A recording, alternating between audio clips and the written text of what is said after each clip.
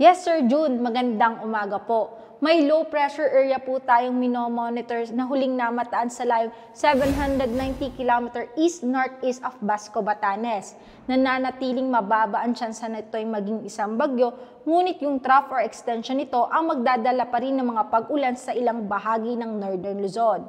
Samantala, ang southwest monsoon o hanging habagat pa rin ang umiiral sa bahagi ng Southern Luzon, Visayas, and Mindanao, kung saan ngayong araw ay makakaranas din ng maulap na kalangitan ng ilang bahagi ng Southern Luzon, Visayas at Mindanao.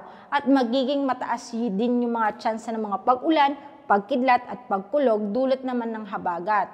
Para naman po sa magiging lagay ng panahon dito sa probinsya ng Batangas, ay makakaranas po tayo ng mainit at maaraw na panahon na susundan ng bahagyang maulap hanggang sa maulap na kalangitan na may tsansa ng kalat-kalat na pag-ulan lalo na sa bandang hapon hanggang gabi.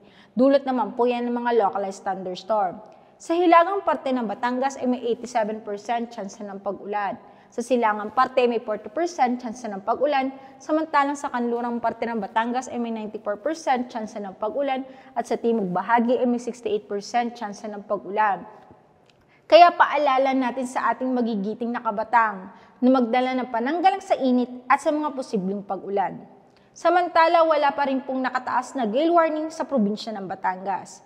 Ang magiging agwat ng temperatura ngayong araw ng Martes ay nasa pagitan ng 24 to 32 degrees Celsius. Si Haring Araw ay sumikat kaninang 5:45 ng umaga at lulubog mamayang 6 o'clock ng hapon. Lagi po nating tatandaan, ligtas ang may alam at tulad ng laging paalala sa atin ni Governor Mandanas, laging maging handa, ingat at magiting. Mula po dito sa Batangas Provincial Disaster Risk Reduction and Management Office, ako po si Raven Rentasida, nag-uulat. Magandang umaga po.